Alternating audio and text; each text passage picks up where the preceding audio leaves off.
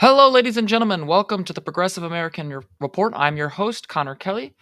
Today I'm speaking with Dr. Greta Uehling from the University of Michigan. She is a cultural anthropologist specializing in the study of war, conflict, and population displacement. She is the author of Beyond Memory, The Deportation and Repatriation of the Crimean Tatars and Everyday War, The Conflict over Donbass, Ukraine. Today we are discussing her new book, Decolonizing Ukraine, The Indigenous People of Crimea, and Pathways to Freedom. Thanks for joining me, Dr. Uehling. Happy to be here. So I want to just start off with the general context for how this book started out. What were some of the considerations that went into writing the book? What were some of the concerns that you had about how it would be received? And what were some of the challenges that you had by going to Ukraine and Crimea specifically? Some of the key protagonists in the book are members of Ukraine's largest indigenous group, the Crimean Tatars, and I've actually been working with them since the late 90s. So, as a result of this ongoing research, I was acutely aware that the literature about Russia's war of aggression against Ukraine often overlooks their experience, even though they are among some of the most affected by the illegal annexation. And so, as your listeners may or may not know, for centuries they comprised the vast majority of the population on the population of Crimea. And so, while the world has been focused on the full-scale invasion of Ukraine, this book takes readers back to the war's inception with the occupation of Crimea. And I delve into the experiences of the people who were actually there when Russia colonized or recolonized Crimea, some of whom fled for government controlled Ukraine. And so I think what their stories show is how the Russian operation dispossessed them of their dreamed of futures, but also how these losses became a catalyst for finding a new way to be Ukrainian and embracing values, common Ukrainian values. And so it's really, as a whole, a story of, their striking resilience. I think one of the things that is especially interesting to me about this book is not just the fact that this is about the war in Ukraine, but it's specifically focusing on how identity has evolved. And recently, Vladimir Putin has made some rather interesting comments about Ukrainian identity, namely that he claimed that Ukrainians and Russians are one and the same. How do narratives like that from the Russian government influence not only how the Crimean Tatars view themselves, but also how they basically fight for their own future in the larger conflict? What you're describing reminds me of a woman who left Crimea after it was occupied, and she told me how the Russian authorities there tried to make her accept a Russian passport. Mm. And she said, "No, I'm fine with my Ukrainian passport. I don't want a Russian passport." And they said, "Ukraine, that state doesn't even exist." Right. And so I think that these comments are an example of the kind of epistemic violence, right? Telling a people that they don't exist as a people, telling a state that it's not real, is a kind of epistemic violence that is exactly what Ukraine is trying to free itself from in over the past decade, right? Like, this is exactly what Ukrainians are fighting for, which is the freedom to disentangle themselves from Russian political, cultural, linguistic, economic dominance so that they can enjoy the lives as they see fit. Yeah, and I think the thing that strikes me as particularly galling is later in that on the Reuters article I was reading to get a sense of these comments was that he said something to the effect of when a Russian soldier steps foot on a location that is ours. There is this overarching imperialistic arrogance that I think is especially frustrating. And I was wondering, how has Russia's relationship with historical narratives surrounding Ukraine and the Crimean Tatars influenced their propaganda? How have people reacted to it? And how have they resisted it? Mm-hmm. Well, Ukrainians are resisting by um, rethinking their regional history and essentially diving deep into primary sources to reconceptualize the Russo-centric narratives in ways that they believe are more historically accurate, right? That's the big problem with Russian historical propaganda, is that it's designed to um, have people believe one thing that may or may not be true. So the resistance to it is really there's a lot of historical resistance to these historical, confabulations, exaggerations, outright invention. And so I don't think that, like, for Crimean Tatars in particular are very familiar with the ways in which Russian historical narratives attempt to erase their history on the peninsula as part of a larger project of claiming that they're there for legitimate reasons. And so Mhm. um, Crimean Tatars and other Ukrainians are not going to be drawn in or confused by that. They are going to shrug and go on with um, the important work that they have to do in terms of pushing back Russian aggression. And I also kind of think that there's a concerning thing from the perspective of people on the outside who are kind of falling for this misinformation as well. One of the things that has always kind of struck me over the last several years is how blatant Russian misinformation spreads, how blatant and upfront they are with their nonsense. And I'm wondering, when you were on the ground with some of these people, what were they saying about some of the ways in which Westerners, people in the United States, viewed them and their history, and how did that impact not just how you wrote the book, but also how you interacted with these people day to day? Mm.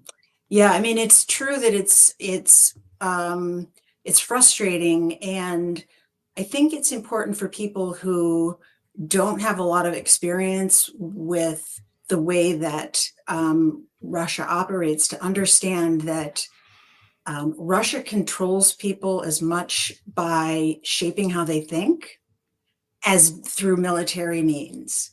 Mhm. They're both important, and the um, some of these narratives are very sophisticated. And I think that that's why people who aren't familiar with Russian history or Russian influence in the Eastern European region are likely to be drawn in. And I think really something that's very crucial to do is to study history, right? Like this whole one of the biggest myths is that Crimea is historically Russian, and somehow, um, perhaps by repeating it often enough, it came to be true, right? That was something that my informants warned me about, like this old um, uh, truth that if you repeat something often enough, people will start to think that it's true. So it's crucially important to realize that Crimea is not historically Russian, that its influence, dates back to the 1850s, really after, I mean, obviously it colonized in 1783, but there was really only an appreciable Russian presence there um, much later. And so I think that that is really the main thing with regard to these historical narratives. Uh, The only other thing I would say in that regard is that Russia has inaugurated something that it calls patriotic education, which has to do with the way that um, children are educated in the schools about history. And this will, once this will be a really difficult thing to unwind, right? Because young people going through years and years of schooling, hearing these narratives will be difficult to, persuade otherwise. That kind of reminds me of like the lost cause in the United States when it comes to like how these myths were specifically targeted towards children. And that was something I really wish I had considered beforehand.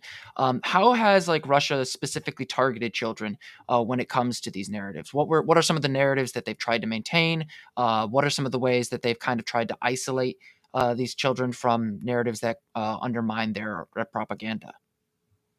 You know, one of the something that I've done a lot of research into is the way that this propaganda affects relationships, right? So we know Russia's regime to be hybrid, but one of those hybrid modalities is operates through disrupting relationships. So in other words, a young person in school will be told to monitor their parents' media consumption habits and report back if their parent is consuming pro-Ukrainian content, right? And so that, like, I'll tell you the story of Elvira, whose son always like relish telling her about his day, but one day she picks him up, he's completely silent. She doesn't know what's going on. He's doesn't seem to want to, he's upset, but he doesn't want to talk about anything. Finally, she coaxes him into talking about what happened that day, which is that um, his school teachers had told him that if his mother was consuming any news coming from government-controlled Ukraine, she's a traitor. Right? That's a very strong word. Like, this is not a place where multiple viewpoints can coexist. So he's told that his mother is a traitor, and he decides, you know, given being torn between loyalty to his school, his friends, his, you know, his future in this town, and his parents, he's torn. And this was among the motivations that led her family to flee. And I can give you many different examples, but this has only become more intense over the last decade. Russia has inaugurated a Telegram channel that encourages people to report on their neighbors and their friends who might have said something that's pro-Ukrainian or said something that was even just anti-war, right? And that will be they follow up, and there's punishment for that. And when I was, admittedly, I was in grad school and I was writing a little bit about the Russo-Ukrainian war. One of the things that was constantly coming up was that protests were very violently and aggressively and publicly suppressed. And it's very clear, at least from my perspective, that Russia wanted the world to see that they were not unwilling to use violence against their own citizens to maintain a narrative, and they were willing to do that to people in Crimea and in Ukraine as well. But what role has violence played, not just in Crimea, but in the larger conflict with Ukraine towards civilians? Because obviously they're willing to monitor people's parents through their children. I think that's something that is especially important to talk about because they've been very aggressive towards civilians. Mhm. Yes, they've been very aggressive towards civilians, and in Russian-occupied Crimea, the Crimean Tatars are among the most affected because they're targeted. You know, Russian authorities know that the Crimean Tatars have traditionally been pro-Ukrainian, and so they've become targets for arrest, imprisonment, disappearances. And I think that in order to understand the scope of this, it could be helpful to know that from the perspective of people trying to resist this violence, the contemporary Russian authorities are worse than the Soviets. It's worse than in the Soviet Union, precisely because, like in the Soviet Union, there was a lot of censorship. But in today's occupied Crimea, people are being, you know, literally swept off the streets, swept from their homes. There's home searches, searches of mosques, searches of schools. People are apprehended. Sometimes they don't come back. Sometimes they're tortured. Oftentimes, if they are put into a prison, it's far away from the peninsula where their relatives can't support them or monitor their well-being. Yeah, and I think one of the things that I've been trying to kind of warn people about isn't just that this is a major war on in terms of its scale, but in its inhumanity. One of the things you also mentioned in your book is that, and you mentioned it a little bit in this interview, is that the Russian invasion, both in 2014 and in 2022, is part of a settler colonial project. How has Russia really tried to? Have they really tried to hide that as their intention, or have they more attempted to basically try and say that might makes right alone. And how have Crimean Tartars kind of pushed back on that, and how have they managed to gain some success in reaction to this aggression? Mm-hmm. It's certainly not hidden, and it's like a defining feature of the settler colonial project is that not only does the power seek to extract resources or benefit economically from controlling a particular area, but it also seeks to replace the existing population with its own. And we see that in Crimea over a long durée. It began with the Russian imperial colonization of Crimea in the 18th century, when the indigenous population was dispossessed of its property and large numbers left for the Ottoman Empire. It continued during the Crimean War. It reached its apogee under the Soviet Union when all of the Crimean Tatars were deported in the course of a single night, so that the population, if Crimean Tatars, the indigenous population, comprised over 90% at the time that Russia first colonized the peninsula, it went down to zero in 1944, which is a war crime. And following that, with the disintegration of the Soviet Union, many Crimean Tatars returned. They now comprise about between 12 and 13% of the population of the peninsula.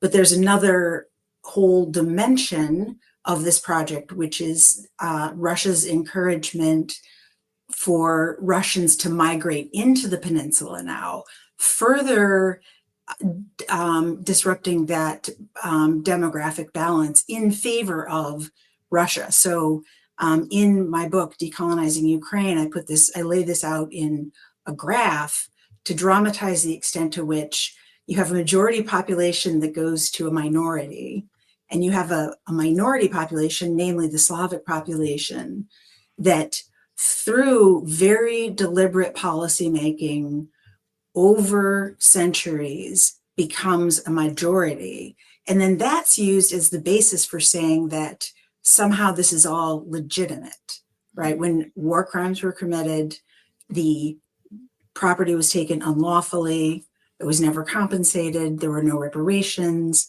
right? So it's not a legitimate project. So that's kind of the encapsulation of a long and obviously much more complex narrative.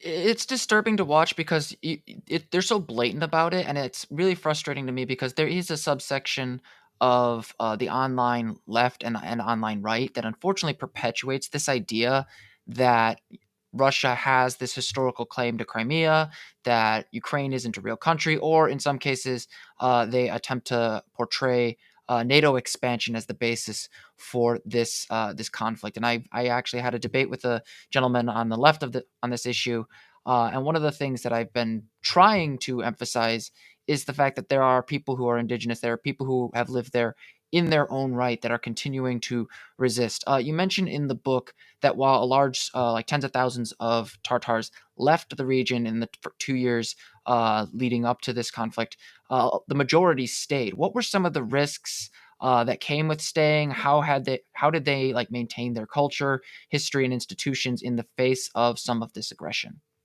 Hmm. Yeah, that's a really excellent question. And um, they stayed because of the importance of maintaining a position, maintaining a presence on the peninsula, right? Like if everybody left, that would be essentially giving in to what the outcome, right, that Russia is hoping for. So they stayed, and there are many different kinds of cultural resistance, um, um, plays, music, painting, poetry, the arts. I think something that doesn't receive enough attention is humor, right? Like there was this word, Krimnosh, that got used by Crimean Tatars in some very humorous and ironic ways, right? Like this is really bad, but their humor surrounding it was another way of like sustaining their connection to each other and their ability to survive in these inhospitable conditions.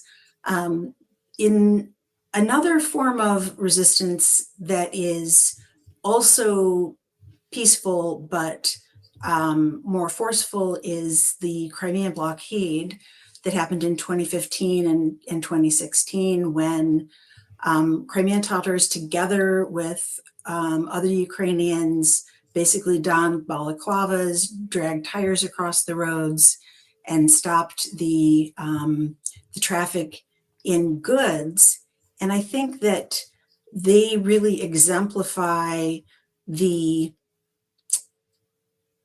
strategic vision, right? So this is very, very early in the war. They exemplify the strategic vision at a time when most people there weren't really a lot of conversations about regaining control of Crimea for Ukraine.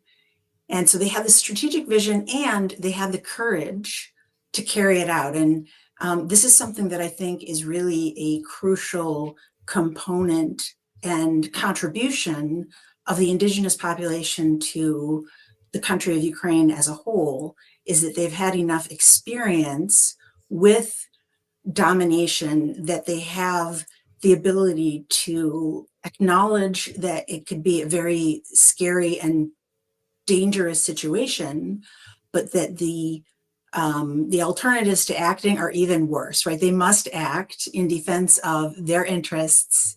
And I think that this is really important because it's also an example of a non-expropriative approach to the peninsula, right? They don't view the peninsula as um, a resource. They see it as their responsibility. They see it as their responsibility to care for that land that was historically is theirs, and that, you know, the graves of their ancestors are there.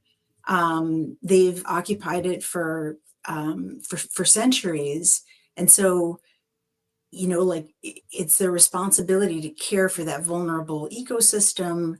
And I think that too provides um, a vision for Ukraine and the sort of the more moral wherewithal to follow through. Well, and circling back to 2014, I really do think it's worth noting how fundamentally illegal and blatantly nonsensical the Russian claims were. Because initially they straight up denied that the troops that were speaking Russian, using Russian equipment in Crimea, were actually Russian soldiers. But when this really started, the approach by the Russians, how did they? Geez, I can't talk today.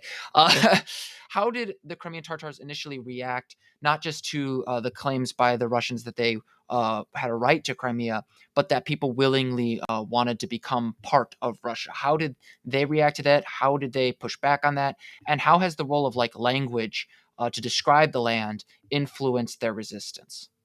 Mm-hmm. Well, there's a very famous call that Mustafa Dzhemiliev, who is a Crimean Tatar political leader, tells about the immediate aftermath of the illegal occupation. And um, he tells how President Putin called him up and made all sorts of promises that Dzhemiliev knew too much to accept as anything that would ever, you know, come to fruition.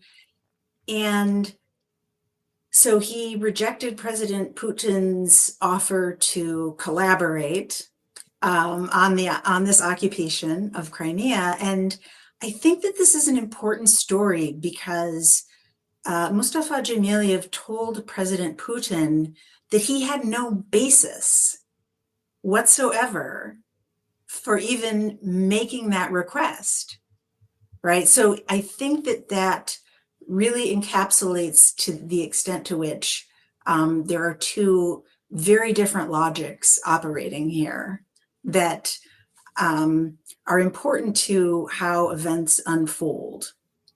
So I don't know if that answers your question, but I guess the other thing that I would say about that is um, although there was not a lot of bloodshed when Russia initially occupied Crimea, it was nevertheless extremely traumatic. And as an anthropologist, I'm really interested in like the experiential dimensions of this, Mm, the phenomenological dimensions of like, well, what does it feel like when, to use the old Soviet expression, you fall asleep at night and you wake up in a different country without leaving the couch, right? Like mm, that famous expression.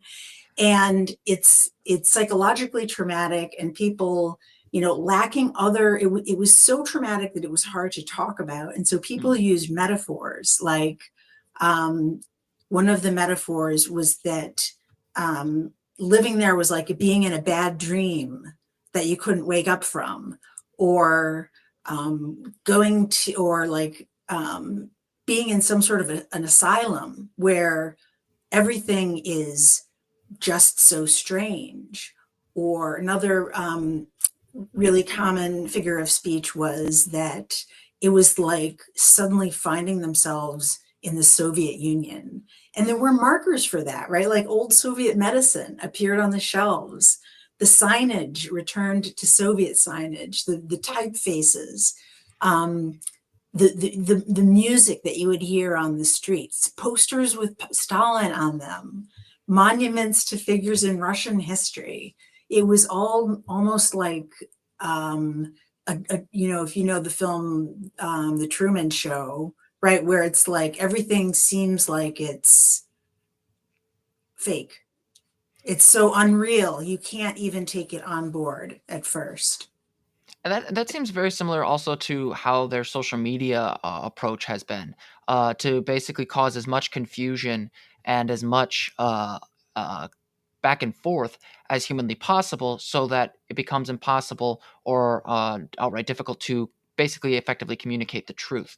But, to circle towards, religion a little bit, you mention in the book that the Russian narrative tends to focus on the Christianization of the region. How has the Russian government kind of weaponized the legacy of religion, religious institutions like the Russian Orthodox Church against the Crimean Tatars and really Ukrainians at large? Mm-hmm. Yes, so the Russian authorities in Crimea have basically prohibited people who aren't who don't share their faith from exercising their freedom of religion. It's really that simple, right? So they made certain aspects of Islam. They banned certain aspects of Islam, so like certain texts could get you arrested, like completely things that were considered completely normal before. Nothing extremist, nothing with any like overtly political messaging. So that is um, what they have done, and of course, the opposite is true on the other side of those administrative boundary lines in government controlled Ukraine, where Ukrainian national identity has become so much more capacious because it's based on a civic identity as opposed to a ethnic, religious, or racial one. So, and that kind of leads into my next question because you also mentioned that as the Ukrainians and Crimean Tatars were beginning to resist, they started to see themselves differently than they had in the past. How has the Ukrainian and Crimean Tatar relationship evolved since 2014? How did they previously see each other, and how has that impacted the larger war going forward? Mhm. Yeah, so in Russian historiography, the relationship between the Crimean Tatars and other Ukrainians is typically portrayed as adversarial. They were the arch enemies.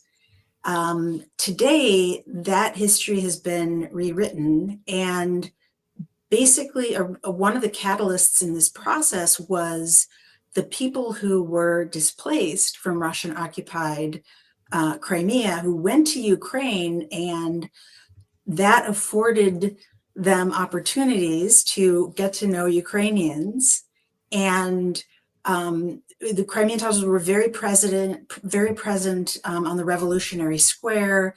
And that also enabled Ukrainians to say, hey, like they share our values, they share aspects of our culture, they're committed to um, Ukraine, and over time they came to see their culture and their history as intertwined. And I think a really important catalyst in this process was um, grieving mutual losses that they experienced during the Soviet era.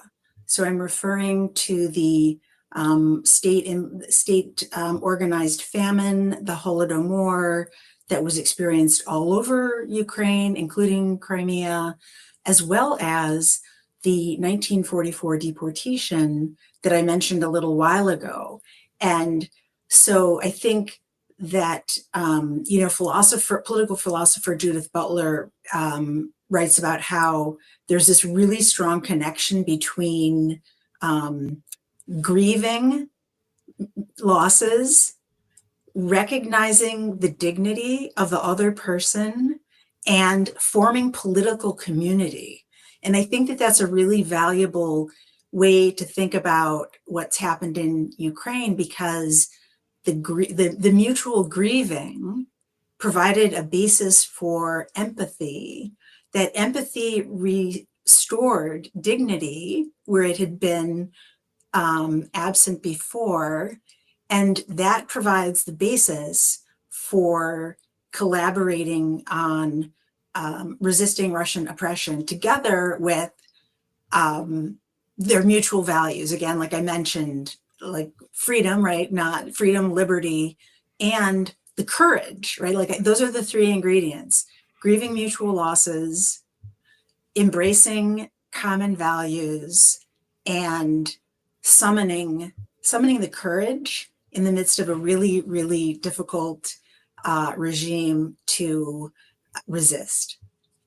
And I think one of the things that I was interested in, especially, is that for a while there was, I think, this kind of not necessarily adverse relationship between the two groups, but there was this kind of skepticism that I think is finally being overcome.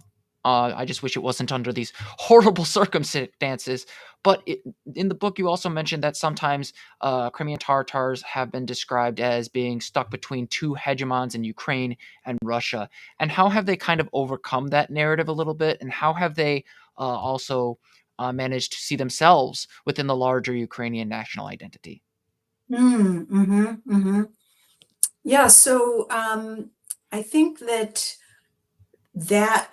feeling of being stuck between two hegemons, like, sort of came from um, being a people who, like, as Indigenous, no matter where they turned, they were confronted with state power, Hmm. state structures. And I think that that's the key significance of indigeneity, indigenous identity, which is that it really provides a framework for counteracting historical human rights abuses, structural violence, and power, right? It's like a mitigation strategy because we live in a state system. Like it's a system of territorial integrity. And so, but indigeneity fits in with that if we can recognize those rights. And I think that um,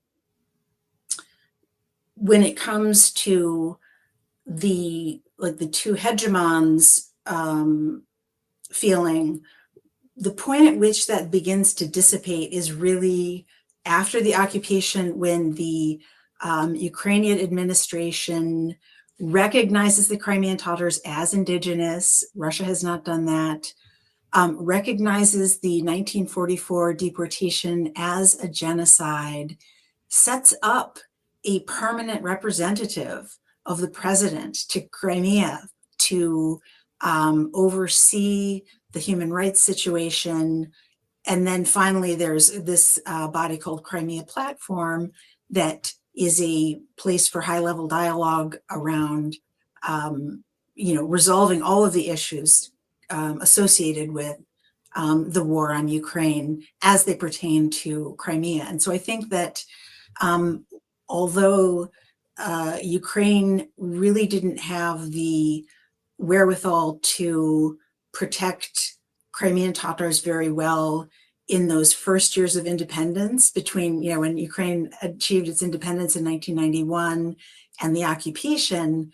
Since the occupation, their activities have been really laudatory. And I think that kind of leads into where the international community needs to respond. You mentioned how a lot of these Crimean Tatars have been downgraded in the international community from indigenous status to minority status. How can we, both people like you and me commentating and warning about this, get that to change? How would that change impact the way in which Crimean Tatars are not just viewed within Ukraine, but also in their larger place in the world? Mm-hmm. Yeah, I think that there's a lot of confusion about like what it even means to be indigenous and how that might be different from being just a regular minority. And I think that it's important to recognize that like as an indigenous people, they have an experience with prior statehood, Hmm. right? They had a state that lasted for over 350 years. Their language was the lingua franca, um, and continuous presence. And so so like if you treat indigenous status as like a type of minority status, then that means that the indigenous people are basically the same as any other group. But the Crimean Tatars have no other homeland, right? They have prior statehood, and they have their own political institutions that they use to govern themselves, right? And so what indigenous status does under the United Nations Declaration is just say that um, they have rights to self-determination, they have cultural rights to have support for speaking their language, practicing their culture and religion, and they should be afforded the opportunity to develop. Yeah, and one of the things that I've been really frustrated by is how the larger discussion has been kind of influenced by this perspective of great power politics. Like part of the reason I haven't brought up the United States yet is because I really wanted to emphasize this point of there are people on the ground that experience this maltreatment. And Russia recently, they in their negotiations with Ukraine demanded that Ukraine make Russian the national language. How has Russia's attempts to erase the multi-ethnic history of the region influenced not just how Ukrainians have seen themselves, but also how Crimean Tatars live day to day under this occupation? Mm. Well, I think it's another really powerful example of their like of like this epistemic violence of treating them as if they don't exist, as if they're Hmm. actually Russian, as if they need to simply be more Russian. And so I think that it's another example. And um, inside of communities, inside of families, people continue to speak their native language and do what they can to keep their culture alive and operative. And I think one of the things, and I mentioned just a second ago, how the perspective of the United States and Russia being the focus on everything is kind of unhelpful. But at the same time, I also do think having a discussion about how the United States and leaders around the world could help is really important. What could obviously the Trump administration isn't going to do much to help Ukrainians or Crimean Tatars at all, but what could a future president do to assist in maintaining the dignity and rights of Crimean Tatars and Ukrainians? How can they push back on the narratives promoted by the Russian government, and more importantly, ensure that their lives are protected and guaranteed? Mm-hmm. Well, how many hours do you have? There's a long list. That was a good one. Yeah. I think that in terms of examples, like um, Canada and New Zealand have done some very progressive things by ensuring Indigenous representation when they go to things like the climate talks, right? Or including encouraging cross-Indigenous cultural contacts. So, for examples, that would be where I would look. But I think that what the United States can do is support international organizations like the UN Permanent Forum on Indigenous People, like NATO, like all of there's so many consultative bodies. The EU is very involved in um, getting the wheels of transitional justice moving for Ukraine. And so I think that the United States can much better support the international community in supporting the rights of Ukrainians, including Crimean Tatars. And so, in due course, I think really one of the major next steps is transitional justice, right? So accountability for the war crimes that have taken place, potentially truth commissions, leveraging already existing Ukrainian institutions of justice to push forward a transformation of Ukrainian society that supports its uniqueness, and eventually reparations, right? Reparations for the losses that occurred in due course, right? I'm not saying tomorrow. I'm saying like over a long time span. These things are important. And so in the book, I talk about this idea of recognition, right? Like this sociocultural process whereby the pool of people that truly are considered significant expands. And I know that that has happened in Ukraine because they have, through this grieving, through common values, through courage, they have come to see the Crimean Tatars not as distant Orientalized others, but as Ukrainians, right? And recognition is a very important sociocultural process. So when I think about the United States, I think that there's sort of two pathways, both of which are important. On one hand, we have the sociocultural and sort of soft diplomacy approaches of that are symbolic, right? Like acknowledging past wrongs, um, treating people with the respect that they deserve, all of these sociocultural processes. And on the other side are structural changes, right? The structural changes that are required so that Ukraine can meaningfully defend itself, deter Russia from its uh, war of aggression and maintain their territorial boundaries so that they are free to develop. And so I think both of those things can happen ideally simultaneously. And there's just so many measures that could be taken. And on the more strategic side, I know you mentioned supporting NATO is a really important component of ensuring not only that Ukraine has a future, but also really Europe has a peaceful future. But one of the arguments that has been presented by not necessarily pro Russian people, but sometimes people who are skeptical of United States intervention and really international institutions is that NATO expansion contributed to this war, to this act of aggression. And I was wondering, what were some of the responses that you received from the people on the ground when that kind of narrative came up? How would you respond to that? And how can we make sure that these institutions aren't being just straight up lied about? Mm-hmm. Well, the people that I worked with talked about that narrative as um, like one of the sort of fake, the fake red lines that Russia extends. And basically, um,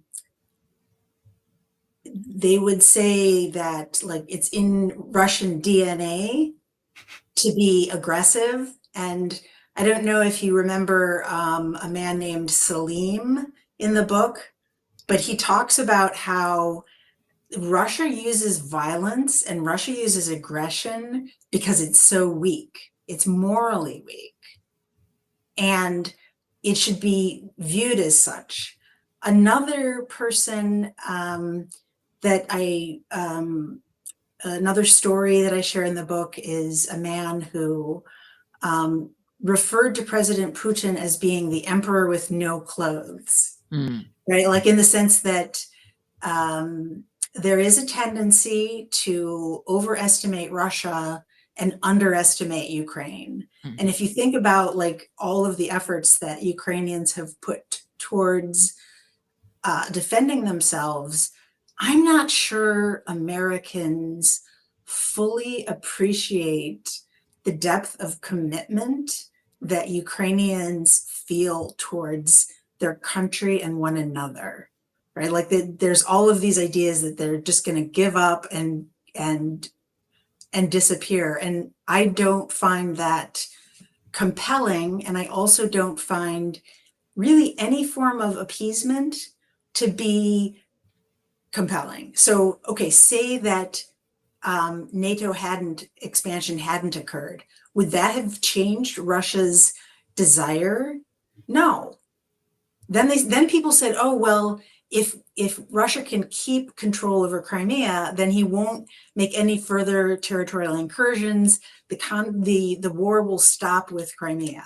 We don't want World War III. Let's see if he can just be appeased with Crimea. No, no, that didn't happen, right? He just keeps going. So it's in the, um, you know, they have a expansionist, um, they are operating under an expansionist logic and they do not respect territorial boundaries. So it doesn't really matter, like everything leading up to that. There is no appeasing this imperial appetite with like a little chunk of territory or a little agreement like we won't do this or we won't do that, right? I don't think that there's any appeasing Russian aggression.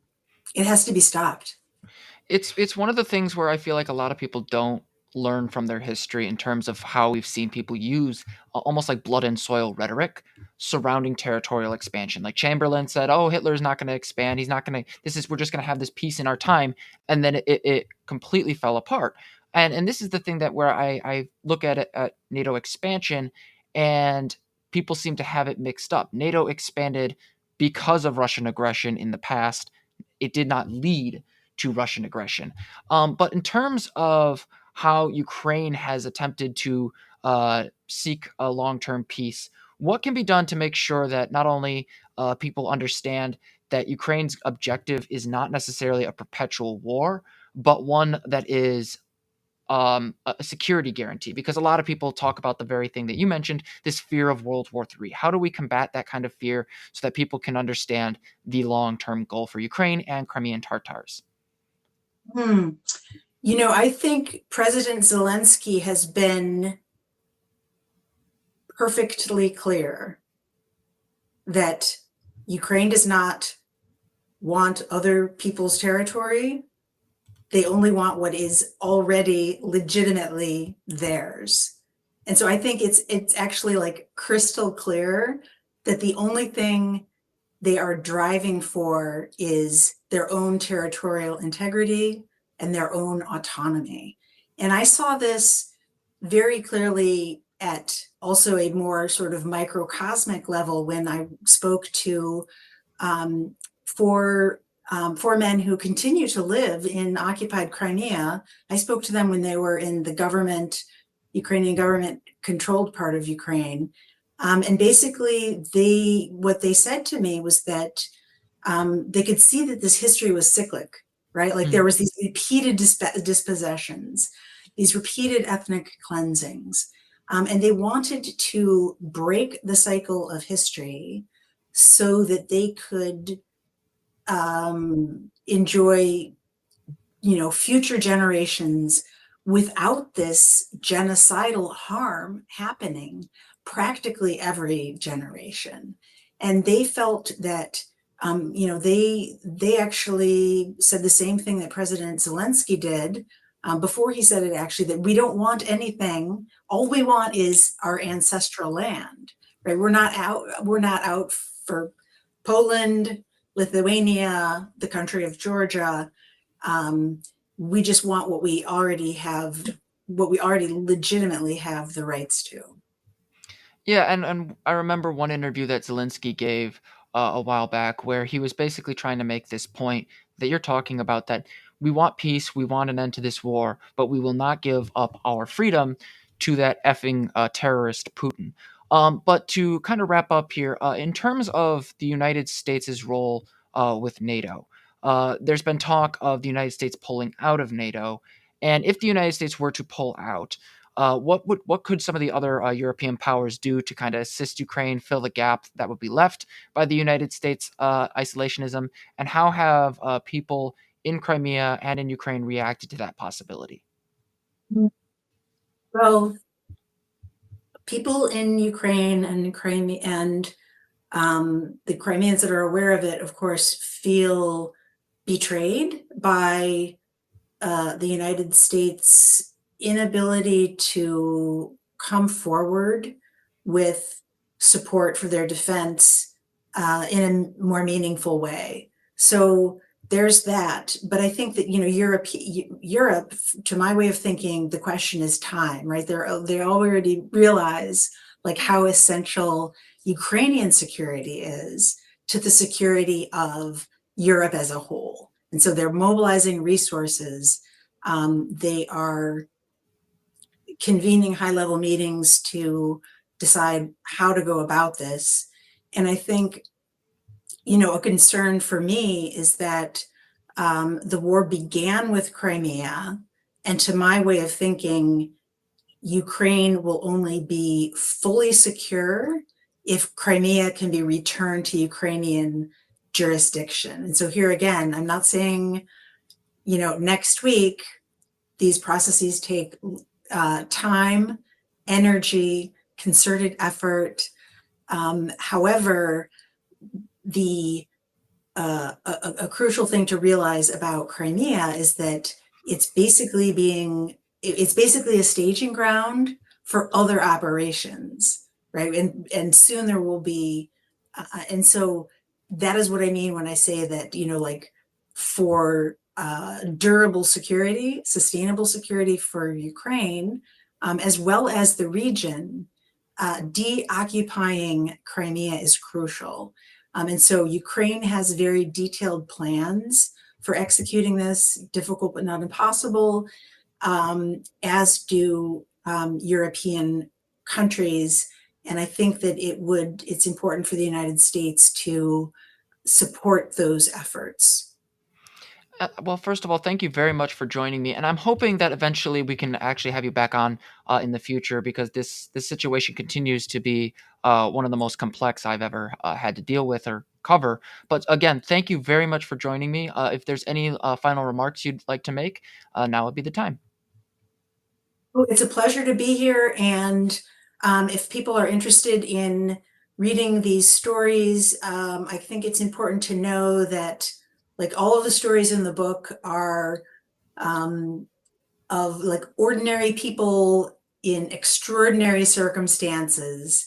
And it really is about the knitting together of Crimean Tatars and other Ukrainians. It's the story of the last decade. The research begins in 2014, and it actually ends in 2023 with Crimean Tatar asylum seekers here in the United States. So if you're interested in that, you can get it anywhere books are sold. That's the cover right there.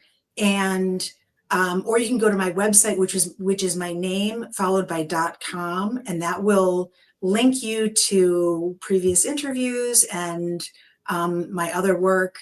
And you can also like reach out to me directly. I will get an email if you have, like, I love hearing, which story was your favorite? Which chapter did you think was interesting for you? I love hearing that kind of feedback and engaging with people who um, delve into the book itself. Well, thank you very much again for joining me, and thank you to everybody who was listening. Really appreciate it. Have a nice day, everybody.